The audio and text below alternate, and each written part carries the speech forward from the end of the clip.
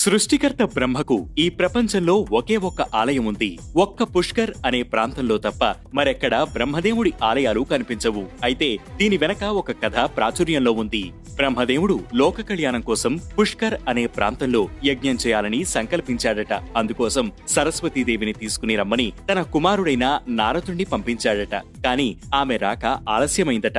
మరోవైపు ముహూర్తం మించిపోతుండటంతో అనుకున్న సమయానికి ఎలాగైనా యజ్ఞాన్ని ప్రారంభించాలన్న తలంపుతో బ్రహ్మ ఇంద్రుడి సాయం తీసుకుని గాయత్రిని వివాహమాడి యజ్ఞాన్ని ప్రారంభించాడట. యజ్ఞం జరుగుతున్న సమయంలో అక్కడికి వచ్చిన సరస్వతీదేవి బ్రహ్మదేవుని పక్కన మరో స్త్రీని చూసి ఉగ్రరూపం దాల్చిందట.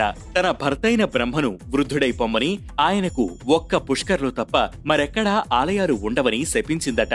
అందుకే బ్రహ్మకు సంబంధించిన ఆలయం పుష్కర్లో తప్ప మరెక్కడా కనిపించదు.